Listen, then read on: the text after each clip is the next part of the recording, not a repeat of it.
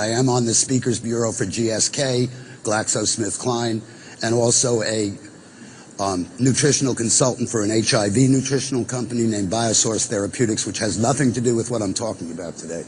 What I'd like to talk to you about is something that I find thoroughly fascinating.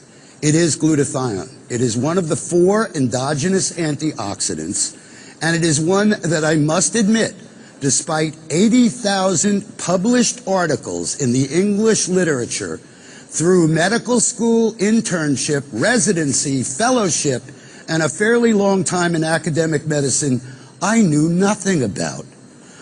It is a very interesting molecule because it exists in an accelerated or increased energy state.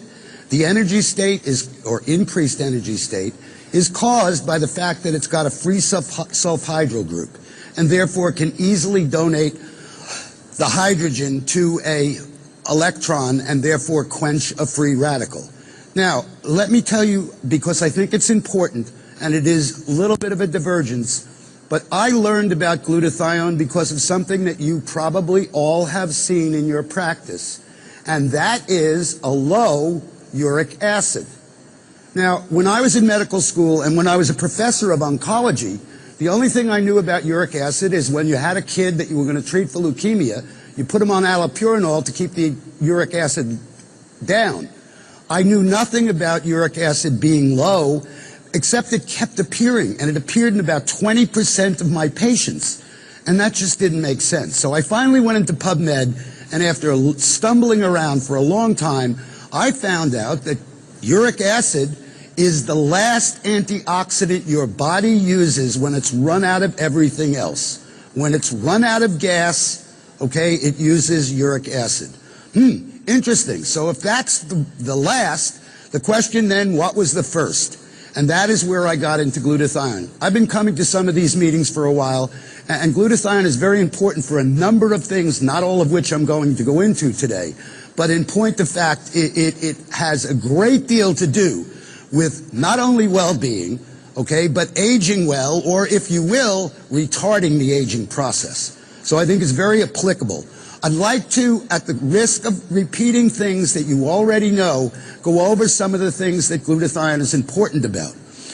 Alone in the antioxidant world, okay, every other antioxidant, when it becomes oxidized, becomes itself a free radical. Glutathione doesn't. It actually recycles other antioxidants.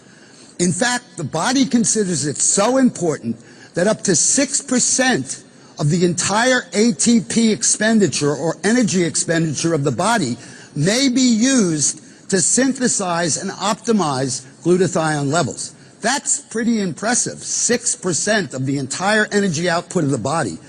It is also the only non-enzyme antioxidant that doesn't become a free radical, and in fact has a very interesting corollary when it becomes oxidized, because what happens is it complexes to another spent glutathione molecule, and the compound then becomes GSSG, and GSSG has been shown in animal studies at least to promote and induce delta wave sleep. We all know the importance of that in terms of the aging process, so this, even in its used up form, functions as a very useful product. It not only functions as an antioxidant itself, but alone again in the world of antioxidants, it is an absolutely essential component of antioxidant enzymes, namely glutathione peroxidase, and most importantly, the glutathione transferases. And I bring that up because glutathione transferase abnormalities have now been associated with virtually every cancer known to man, and probably with a lot more than that. And therefore, by promoting the production of glutathione transferases through improving glutathione, we may be doing even more than I'm able to talk about right now. In addition, if that were not enough, let's keep going. It's a chelator. In fact, it's 50% as effective as oral chelation in getting rid of mercury. It has an effect on other heavy metals, but they're not as pronounced as mercury, and mercury is pretty ubiquitous in an environment, so it kind of comes as a freebie. And it detoxifies organic pollutants, perhaps the best known one of which is the 2-carbon fragment that we know as alcohol, And in fact, without glutathione, you ultimately get a hangover because you stop the process at acetaldehyde, which is phase 1 detox, and that in itself is a free radical, and obviously many of us may have felt the effects of that if we didn't have enough glutathione. Now, why is it important in aging? Well, these are old data, and I think they're probably not as robust as they should be, but I'll give you what is available now. Glutathione levels decrease with age. The data would suggest it's 1% a year beginning in the 20s. I think that's too little, too late, but that's only my opinion right now. I haven't proved it. There are some very interesting things, though. Age-matched normals, okay, reveal that anybody at, say, 45 who's had his first heart attack or has asthma or whatever other disease you want to use has a lower glutathione level than somebody of that age who's well.